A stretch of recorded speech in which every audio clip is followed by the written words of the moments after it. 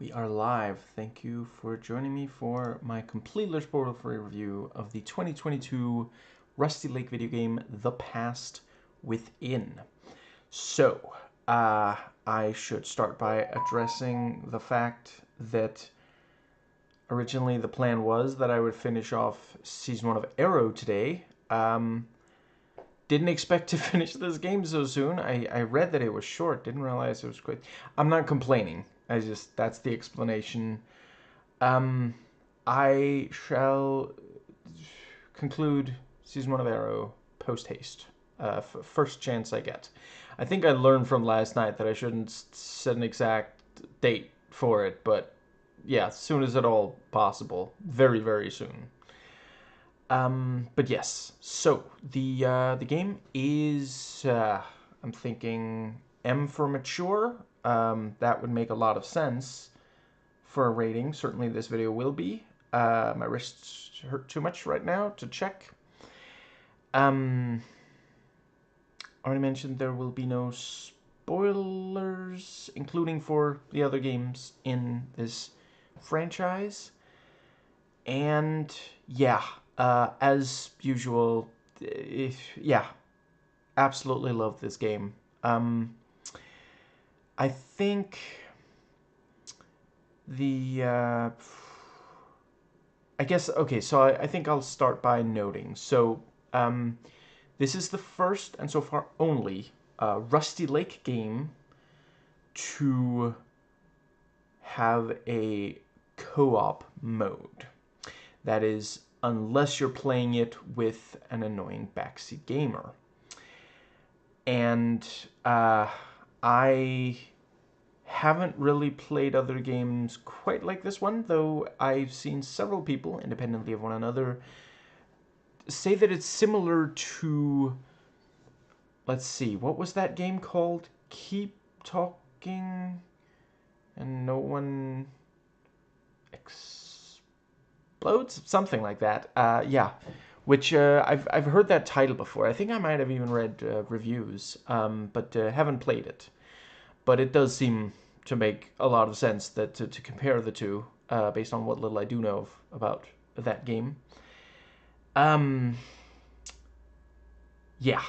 Before I talk about the co-op aspect of the game, I do just want to briefly note, I cannot comment on. I saw that there's apparently a Discord specifically for finding co-op partners for this game. I did not go there to find someone to play with. I can imagine that's a great way.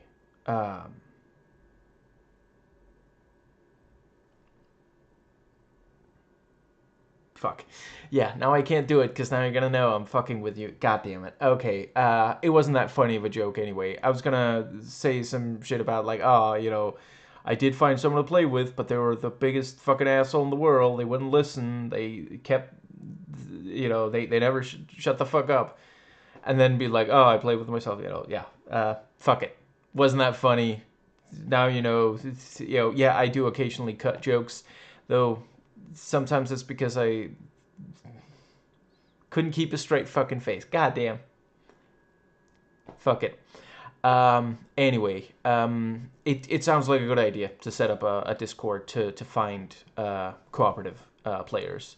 I can absolutely imagine that would work well. But yeah, played it on two devices. Long time viewers already know. My wrists are.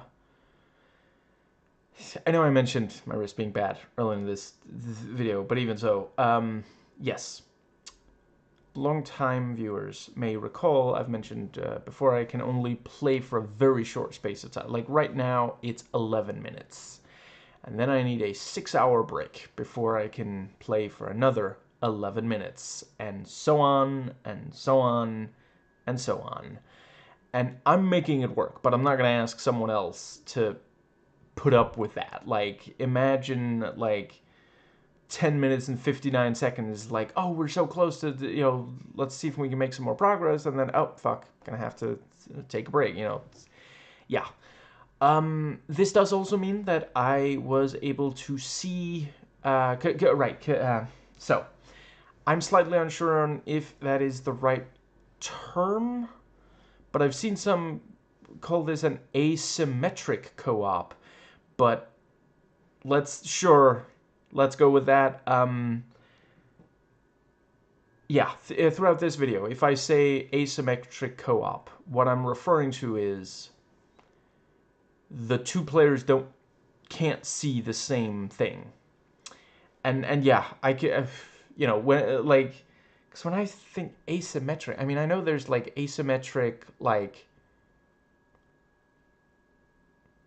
wow. Now that I think, I swear that I've heard of some asymmetric. Well, certainly, let's see. If you want to say like the asymmetric RTS games is a thing, StarCraft, Command and Conquer, Generals, and Zero Hour. You don't all have the exact same. Although Zero Generals perhaps somewhat less so than anyway. Moving on. Yes, if I say asymmetric co-op in this video, then what I'm referring to is that. And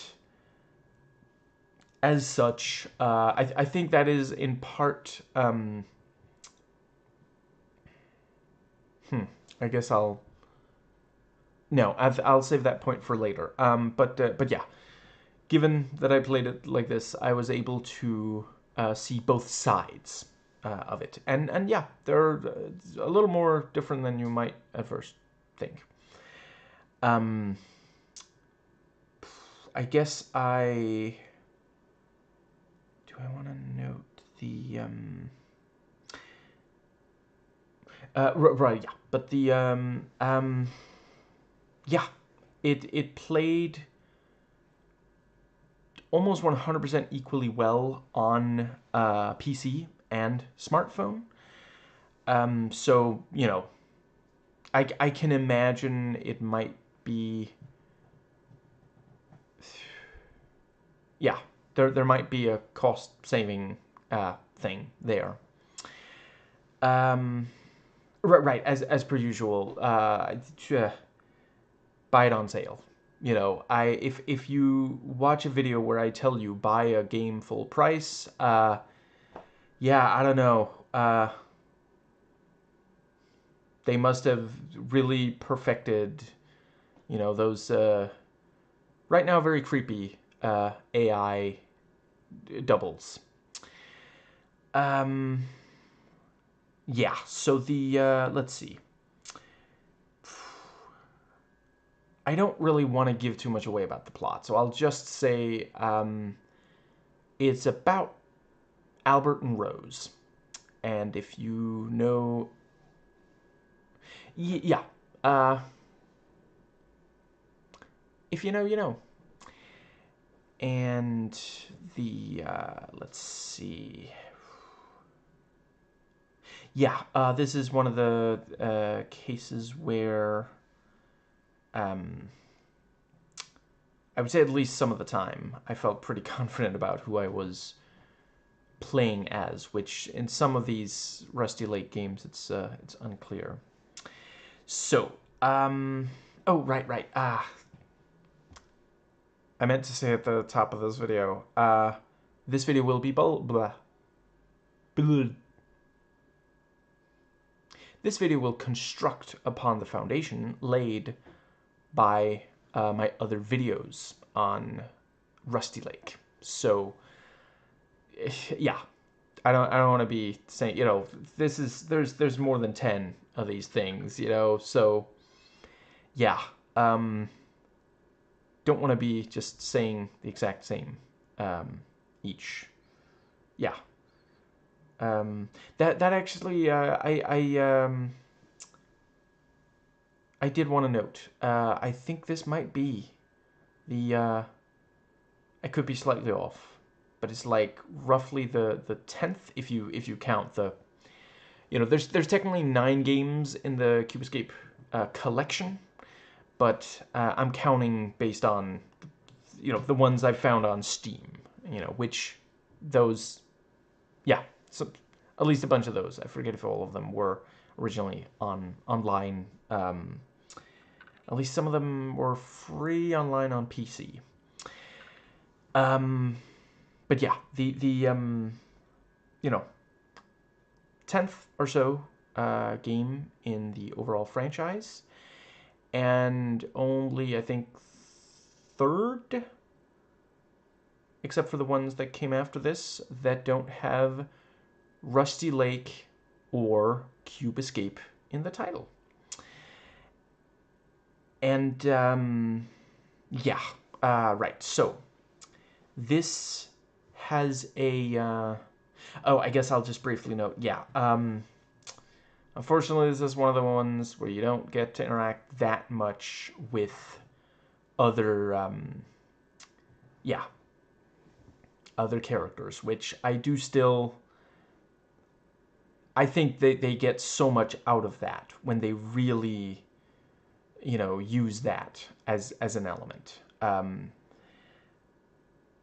But I'm not saying these ones that don't have that are like terrible or something. Anyway, yes. So the features.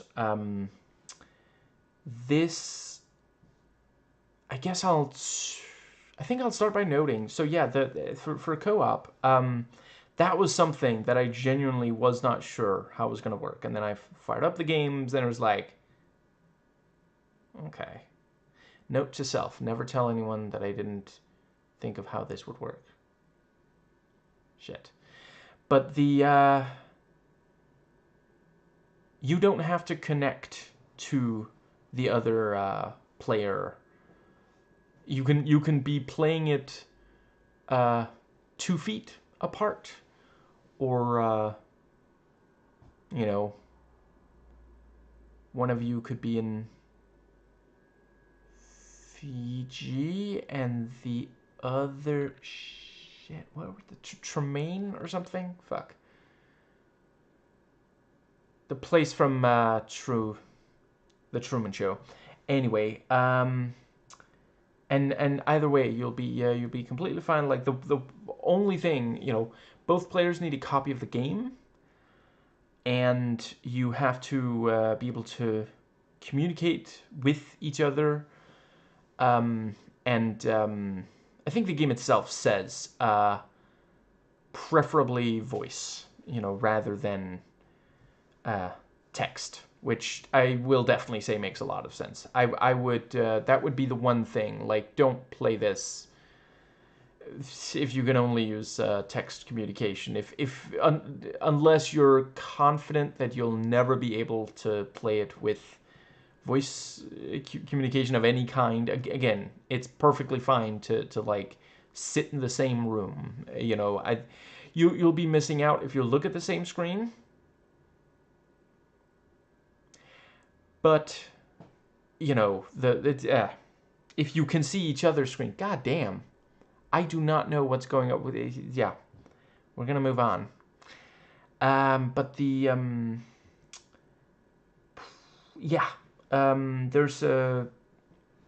there are times where one of the one of your copies will ask, hey, did the other one do this thing yet? And you can say yes or no.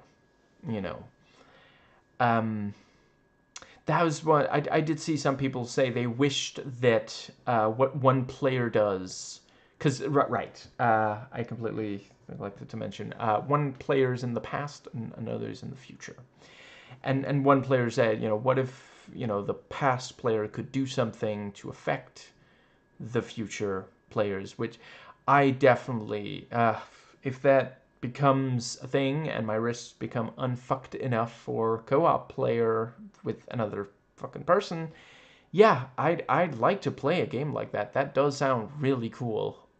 Jesus, like there's that idea has legs. Like, okay, just off the top of my head, if the past player learns something and has to convey it to the future player, you could have like a what's it called? Like there could be let's see, maybe the past player has like wooden floors and a pocket knife and sufficient patience, and they could like write into the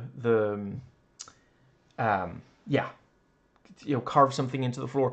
Or maybe you could have like a thing of, well, you can communicate, but one of you uses words and the other uses symbols or something like that. But yeah, anyway, let's see, where was I guess that covers that entire yeah. Yes, so um yeah, anyway, one player is in the yes, covered that. Moving on to the yeah. So basically, one of the players will right, and I definitely do want to mention that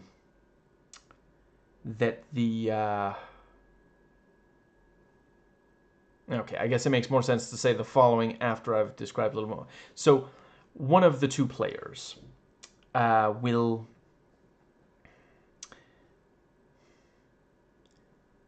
let's see. I think is it the past player will be in the what we're at this point accustomed to as the Rusty Lake, what's the word? The basic, yeah, 4 walls and some stuff to interact with, kind of thing. With same art style and that whole thing. And the player who chooses the future, and that's another thing, when you start up the game, both players have to choose past or future.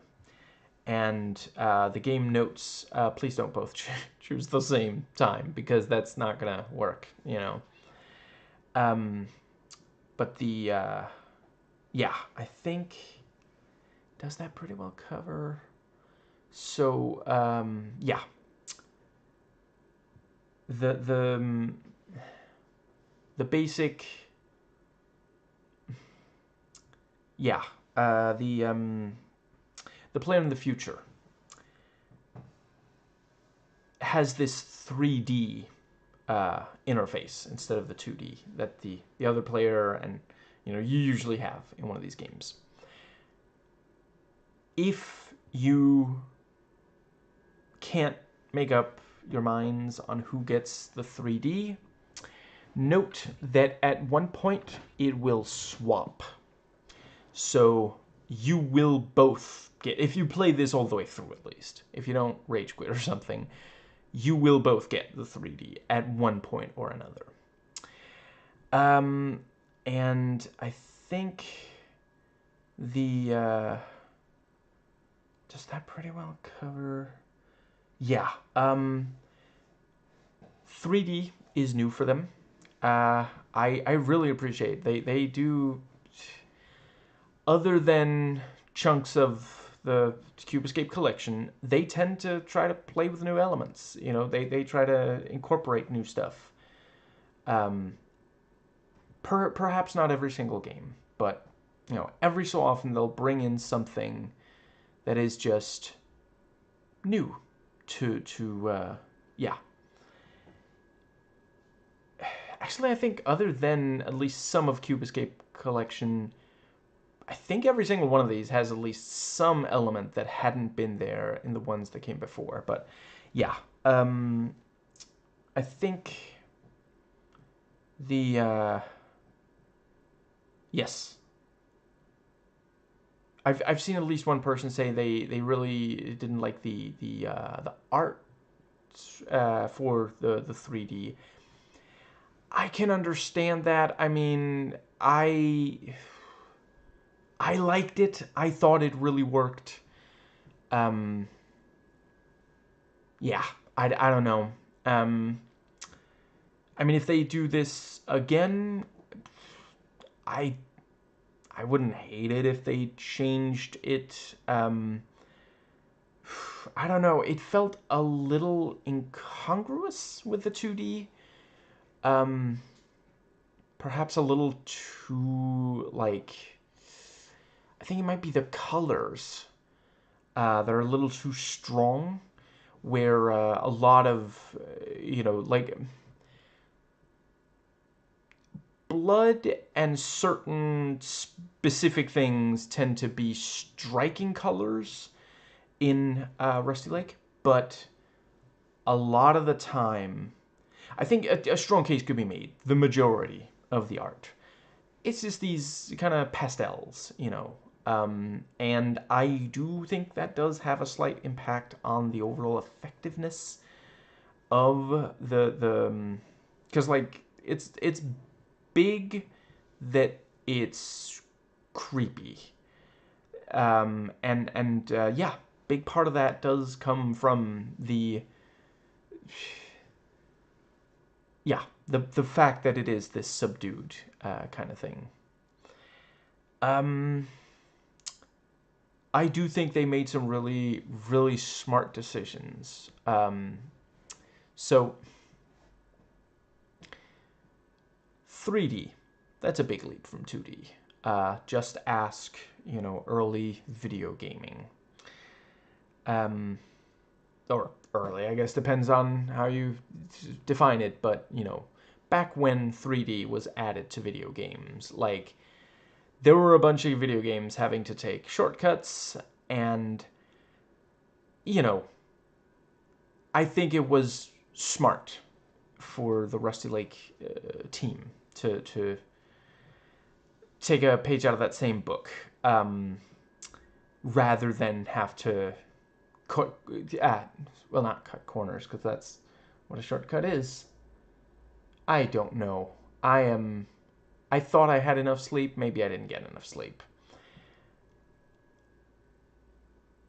It didn't feel like they had to compromise their vision because they, aimed too high, is what I'm trying to get across. The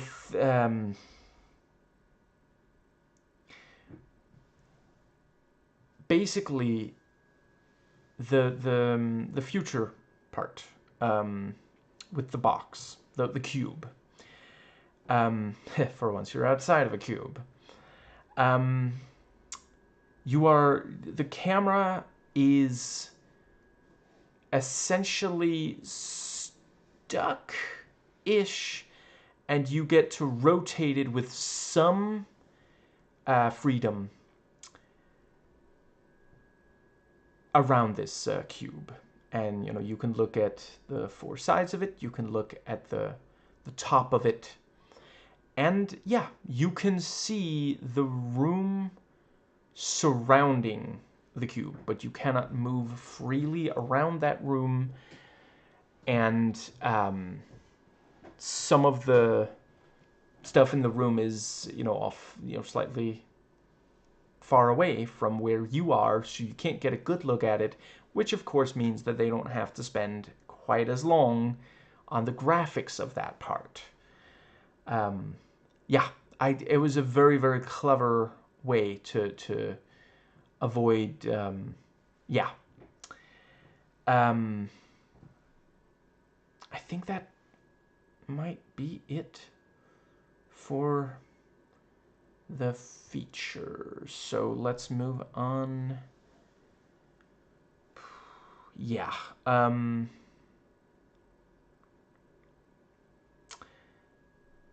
I guess, yeah, a lot of this is the same. Yeah, there were a couple of things that I thought they... Yeah, so the atmosphere, that is for the 3D. You know, it's what we've come to know and love for the 2D segment, but for the 3D, yeah, I mean, there's a one or two new things to play with, and they do a really good job of that. I one of the big things I really appreciated there was the use of depth. Like you can sometimes literally see something jutting. Well, yeah. If something is jutting out, then you can see it in the 3D. Yeah. And yeah, some of the scary shit hits different in 3D, and I thought they did a fantastic job of that. That was yeah. I come to these games to be, you know, creeped out. You know, that's one of the big things. And then there's another aspect that we'll get to. Let's see. I think. Yeah. Oh wow. We're gonna get to it immediately. Yeah. I forgot about how. Yeah. So. I think I'll start by saying I really enjoyed my time with this, and you know, some people have hopefully joked that they got into like huge arguments with friend, you know, the friend they were playing with or their partner, whoever they were playing it with, you know, because this is somewhat like the White Door, or is it the White Room? Risk too shit to check. Henceforth, the White Doreen. These are not really challenging games. The two of these. The rest of everything else I've played so far. You know, I'm playing these in the order they were released on Steam. So I think there's two left. Yeah. These two just not really challenging, and you know, with the White Door, part of it is the challenge would have distracted from what the game is doing. You know, other than that, I made an entire video talking about that game, so I'm not gonna, you know, go over it again here. Here, it's the fact that basically, yes, if you and your co-op partner can, you know, communicate effectively to each other what you're supposed to do, then you're not really gonna have a bad time, a tough time on this. And yeah, I mean,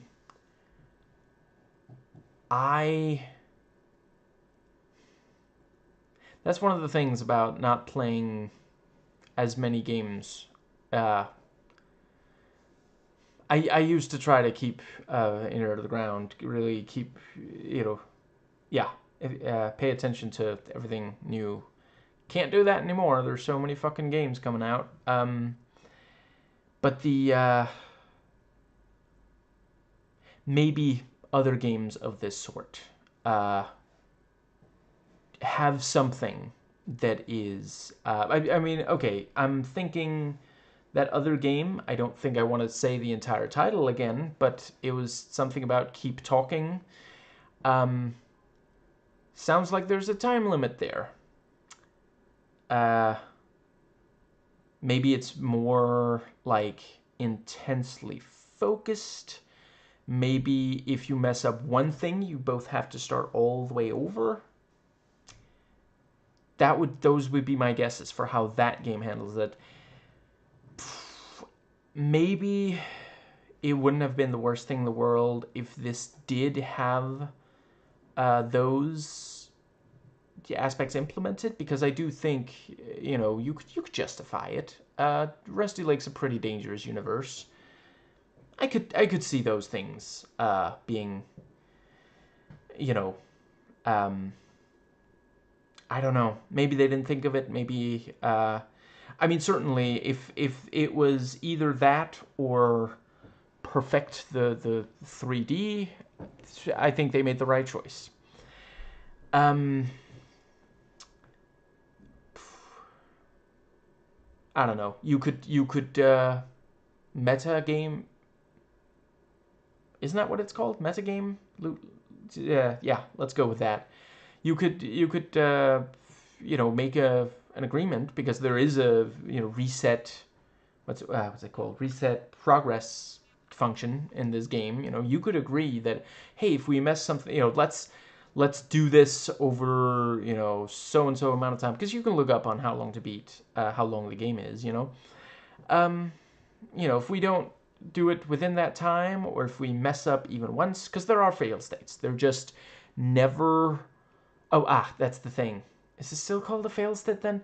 It is possible to mess up, but you can't, unless you run into a bug or something, you can't actually end up without any way out at any point in this game. You can't screw that kind of thing up, There's, yeah.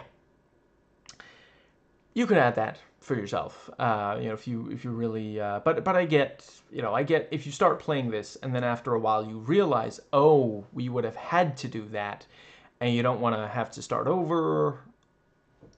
Obviously, then But if you haven't played it yet, I don't know. Maybe I can help some people enjoy this game more than otherwise. That would be nice. But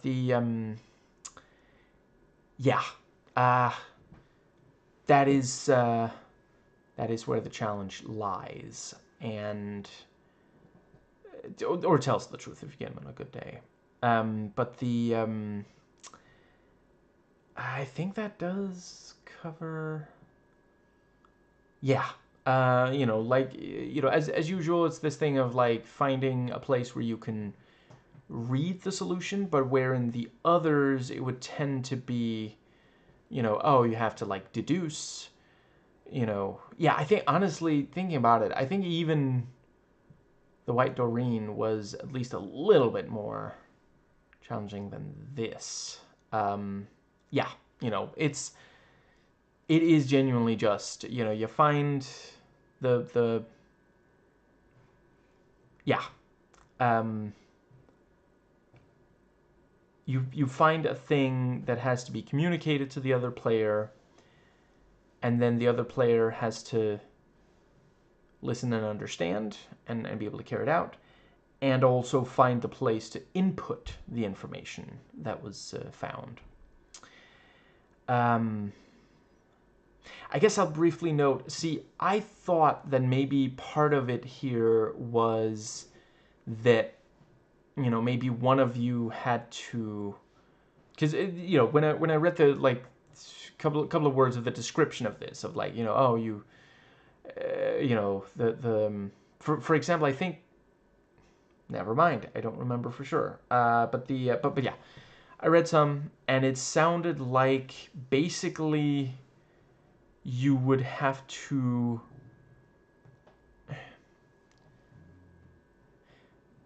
It sounded like one player would be able to see,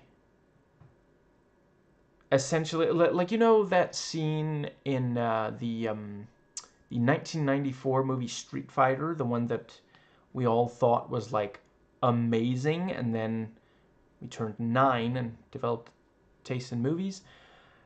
I'm kidding. I watched that movie later. There's a scene in that movie where two characters both look at a map, and one of them says, I looked at the left half of the map, and the other one says, I looked at the right half of the map, or memorized, whatever. I thought that was the idea. I thought that you would both have half of the information, but it's really more that like one player finds a place to input information and the other player finds the information. And yeah, I don't think this is a bad thing, but I do think it is worth knowing. Several of the negative reviews point to that. And that suggests to me that they also thought this game would be, you know, the Street Fighter movie idea I just proposed, rather than, you know, yeah. I think a case could be made that it is, you know, if you are playing with someone who you can communicate well with, essentially at that point it is slightly interactive. Well, yeah, I get, yeah. So something like a walking simulator, you know, but not really a puzzle game. I guess it's not really a puzzle game. Yeah, that's the thing. Some people said it's not a puzzle game. It's a game of communication, you know. And yeah, I still really enjoyed it because, like I said, part of what I play these for is the atmosphere, and I thought it was on point.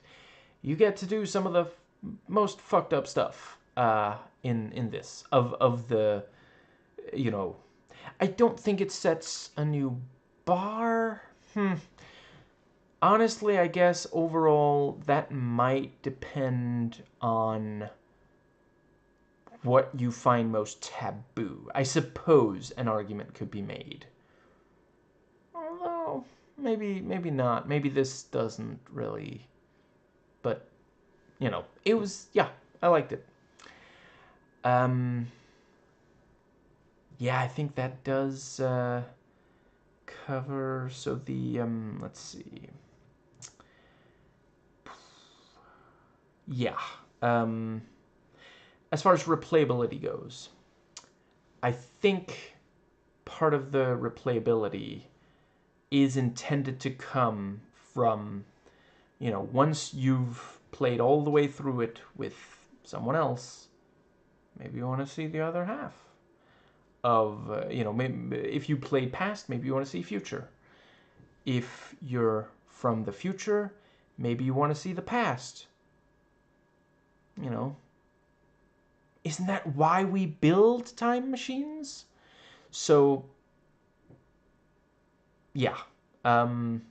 Obviously, with that, suddenly there's twice as much content, because that is, I definitely saw some people say, you know, oh, it's not worth the money. And again, you know, right. Did I already mention I got it on sale? Certainly I said to get it on sale. Yeah, I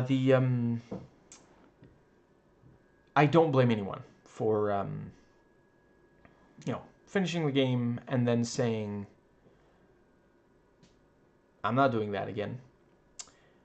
Because I would be an awful hypocrite, because I didn't. Because when the game finishes, it says, hey, you can play, and I swear, I'm quoting the game here, you can play the game again, but with alternate solutions to the puzzles.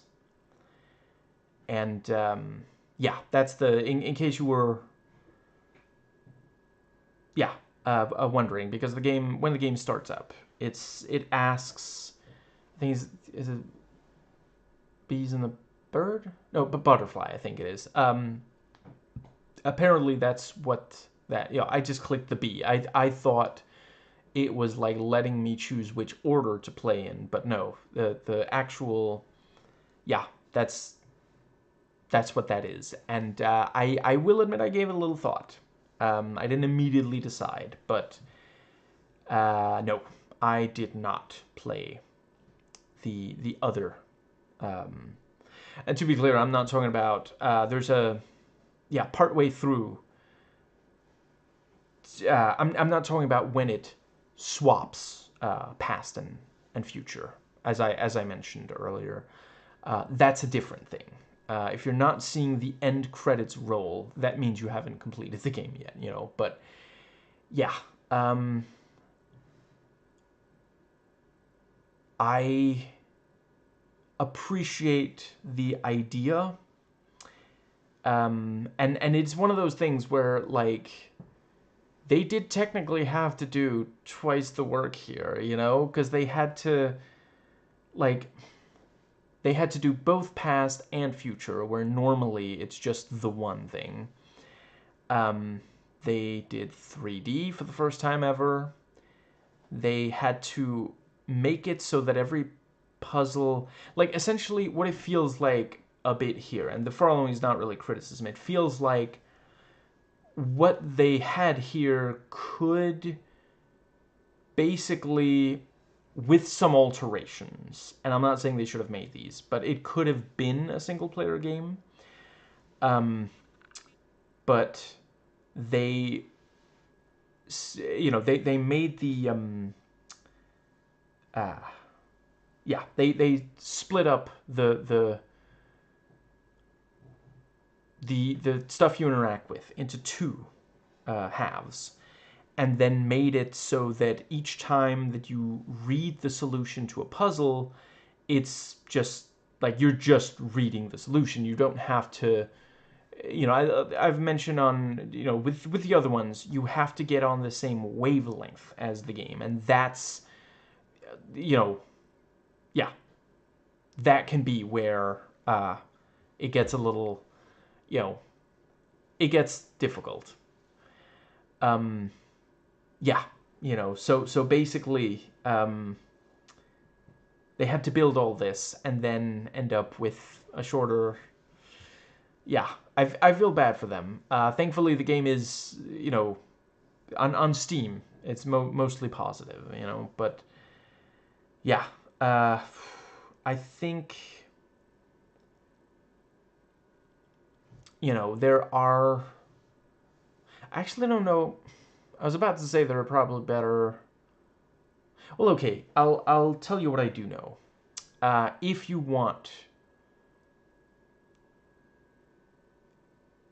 a really amazing co-op puzzle experience, I can very warmly recommend Portal 2. It's been 10 years since I played all the way through the co-op of that. Oh, and by the way, if you've already played through the single player of Portal 2 and you're like, I don't want to do that again, but with another player, that's not what it is. It's the same core gameplay, sure, but they're completely different puzzles. Um, yeah, that is a really, really amazing experience. Obviously, if you know, for that, you do need to be comfortable with WASD controls and moving the mouse to look the character, and you need much better hand-eye coordination. You know, part of the thing with the Rusty Lake games, technically, you can play a Rusty Lake game whether or not you've played any other Rusty Lake game, or, and that is still true for this one, or, you know, and or if you've never played a video game before in your life. Like, essentially, if you can use a mouse, or in case of smartphone, touchscreen, there you go. Like, you just need to be able to solve puzzles. Like, don't make this the first time you try to solve a puzzle, because you're gonna, well, maybe this particular game, but not one of the other. Maybe the White Doreen, but not any of the others. Unless you're just incredibly patient. You know, I've said in other videos on Rusty Lake, you can make this the first puzzle video game you play if you're, you know, if, I don't know, if you like Trivial Pursuit. Do people still play that? You know, some analog, non, you know, offline, non-computer game. You know, or you like riddles or that sort of thing. You know. But yeah, I think does that might be my entire the entire thing I had to say about that. I think it's an interesting idea to just have, you know, alternate solutions to the puzzles. And it's one of those things where, you know, that's something you can do without having to build a bunch of stuff from scratch. You know, that's just changing around. Yeah. I guess I'll briefly note there are times where this usually it doesn't take like fast reflexes, but now that I think about it, is there more than one? Maybe there's only... Okay, I'll go with on at least one occasion in this game, you will, at least one of the players will have to be able to do something in a fairly short space of time, you know. I saw one person had run into a bug. I didn't run into any. And let's see. Yeah, they're continuing to do a great job in these of like conveying a lot with just these few screens of you know, yeah, for the backgrounds, I mean. And yeah, I think that does cover. Yeah. Yeah. I'm not gonna say it in the video, but if you want my you know, my ranking for this compared to the rest of the rest of like games, you know, there is a link to the yeah, I have a Google Doc where you can see all of my rankings. Yeah,